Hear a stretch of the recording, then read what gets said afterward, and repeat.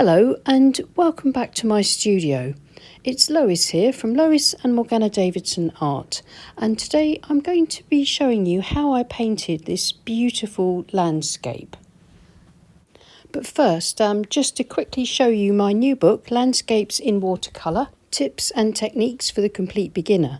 It's available to order or pre-order depending on where you are in the world, and I'll leave some links in the description below. But now let's get on with today's demo. I'll be showing you how I used a fairly limited palette to paint this beautiful storm blowing in over the mountains and a calm and tranquil lake.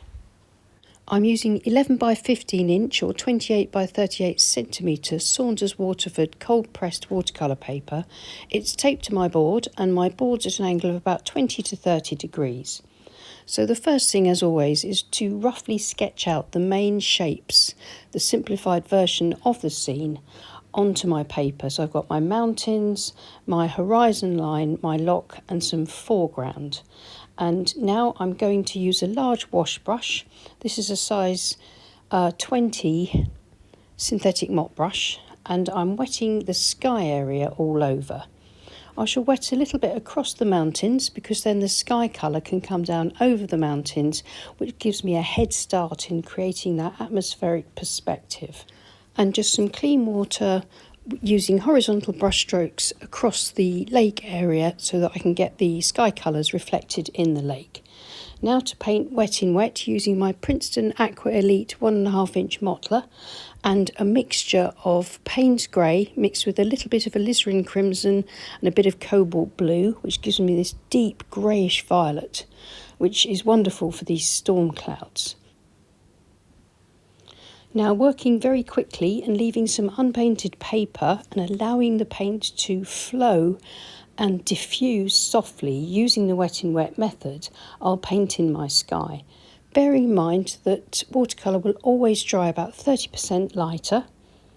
I want my main storm cloud to be quite dark, so adding some slightly richer paint into that, then rinsing the brush out, grabbing my mop brush and just spreading around some paler paint so that I've got some areas of much paler cloud.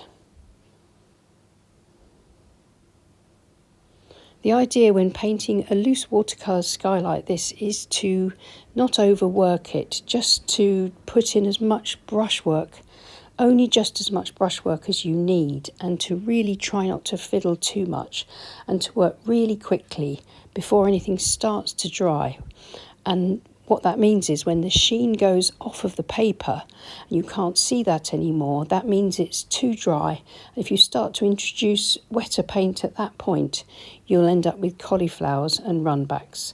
So I'm just finishing off my sky, bringing the colour down over the mountains, and now introducing some of that same colour into the lake. You can see here that by contrast with the sky, which has got dynamic directional brushwork, I'm using horizontal brushwork, and that keeps my lake looking nice and flat. And that contrasts beautifully against the dynamic brushwork in the sky.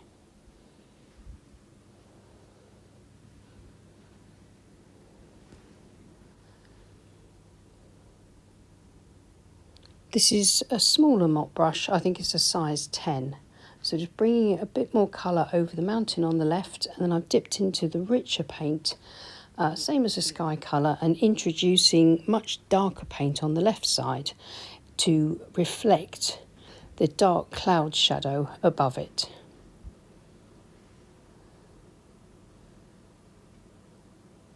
Clean damp flat brush and pulling through a few highlight and water lines, just using the tips of the flat brush to lift out a really fine line, taking it back to the white of the paper.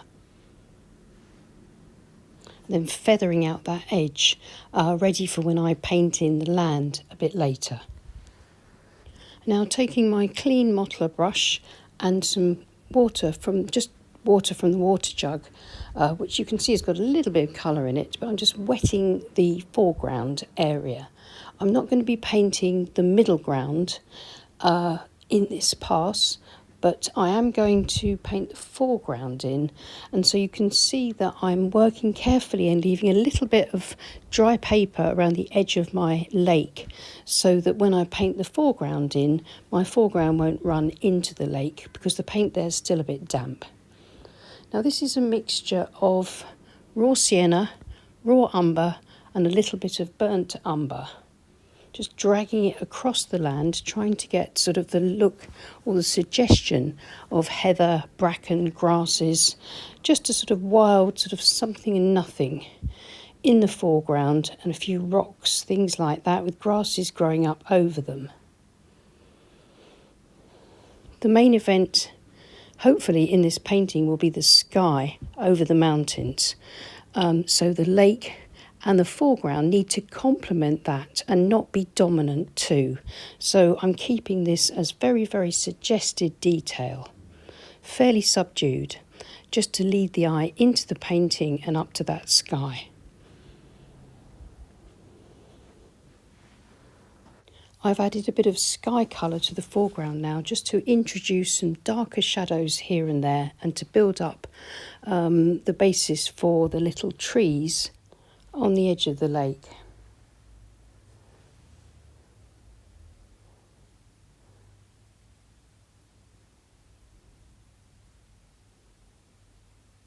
So all I'm trying to do is just suggest the foreground and the middle ground, and then once I've checked that my sky and my mountains are completely dry, then I will begin to put in a little bit of distance.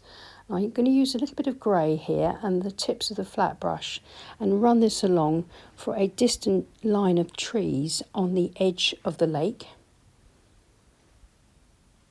And then my sky colour, which has been watered down and has had a lot more cobalt blue added to it and a little bit of raw sienna, and just putting in some really fine flat lines for my distant land this side of the mountain coming back towards my middle ground, and then the same across the lake and across the other side. So a little line of distant trees at the foot of the mountains, and then just some suggestions of land on either side of the lake. This is a sort of paler, sort of bluer green in order to create some depth and distance.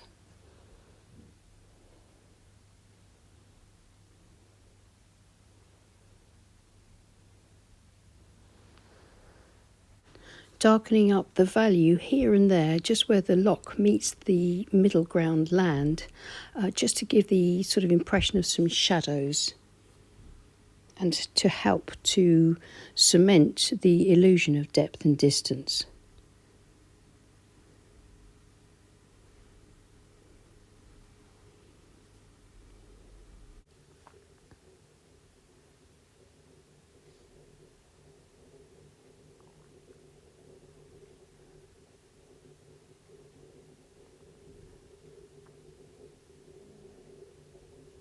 I'm now going to take my palette knife and just using the end, I'm going to scrape gently through the damp rich paint to reveal a few little highlights that could give me suggestions or hints of rocks, maybe sort of the lay of the land, different sort of features that are suggested. That gives me detail without me painting detail. And sorry if you heard a sort of a bit of a bubbling sound in the background. That's my coffee bubbling around the stove, telling me it's ready. And I can also scrape through some trunks and branches on those little trees on the lakeside, and that gives me a starting point when I come to paint them wet on dry later. Just adding a few more darks around those scraped marks, just to put in some shadows around the base of the rocks, the stones, little grasses, that sort of thing.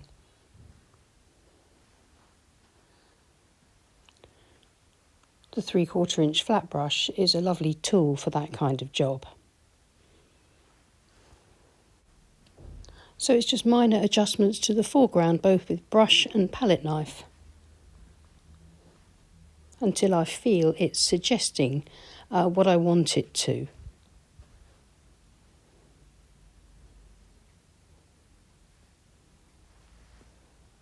So I suppose what the palette knife does when you scrape through the rich paint like this is it moves the paint around. It reveals either the white of the paper underneath or the colour that is the dry colour that you've painted over.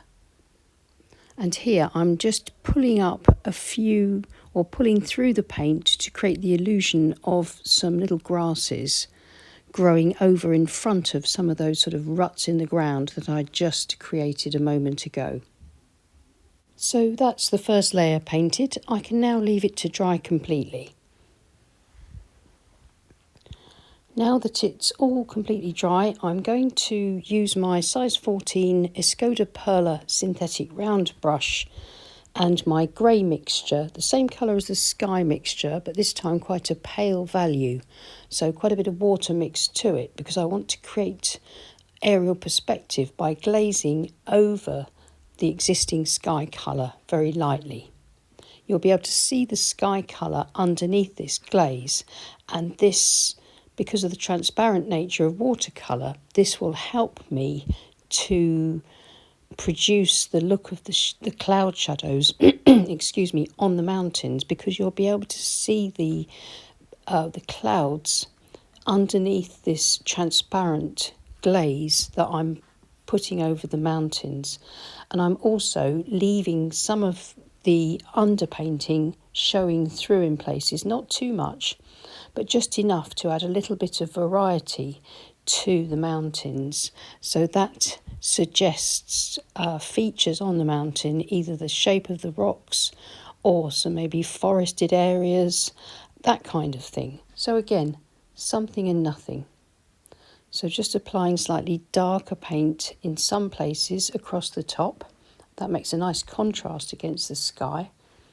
And then softening back in places. And then I'll continue to paint all of the mountains in this way, changing up the value a little bit so that the left-hand mountain is darker because it's under the shadow of those dark clouds, and then a very faint, distant mountain in the background.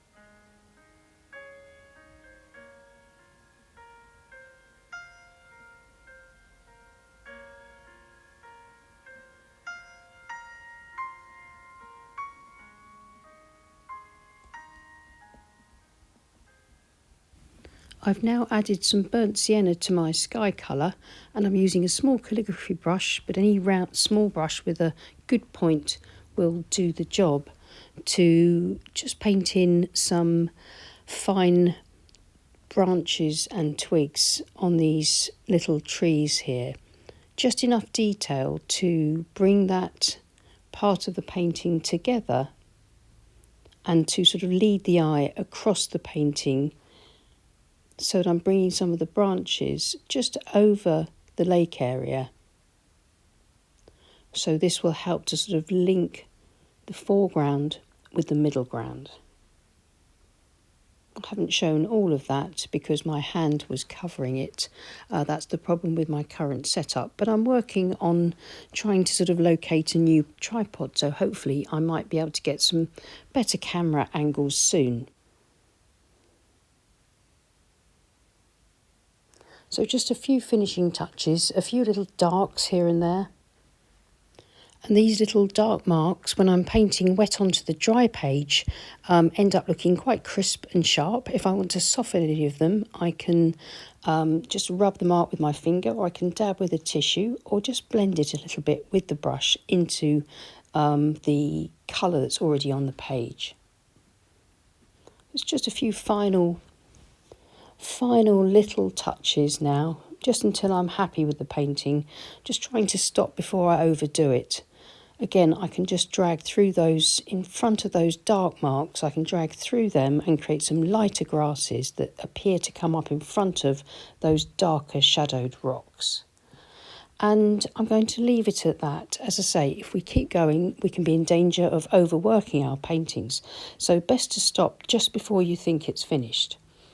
Removing the tape, I get to see how it looks with a clean white border. And I'm quite pleased with this. The sky's very dramatic, it's very fresh, the sky's not overworked, it's not perfect, but it creates the illusion that I want it to. I really like the depth and distance here, and I think the mountains have worked really nicely too. And these last shots I've taken in a better light, so that this shows the true colour of the paint on the page a little bit better than my filming setup, which tends to bleach things out a little bit, sort of flatten the colour. So to quickly sum up on the process, I started the painting wet in wet, reflecting the sky colours in the lake, and then finished the painting off, bringing some slightly crisper details using the wet on dry technique. And my limited colour palette was Payne's Grey, Cobalt Blue, Alizarin Crimson, Raw Sienna, Raw Umber and Burnt Sienna. So I hope you found that helpful. Please give us a thumbs up if you enjoyed the video, and maybe consider subscribing to our channel if you haven't already. It's free to do and it really helps with our reach on YouTube. And of course, massive thanks to everybody that supports us on Patreon, whether you go there for a month or whether you've been there right from the start. We really do appreciate you, and we couldn't run this channel free to view without you. So many thanks indeed. I'll see you again soon. Take care and happy painting. Bye.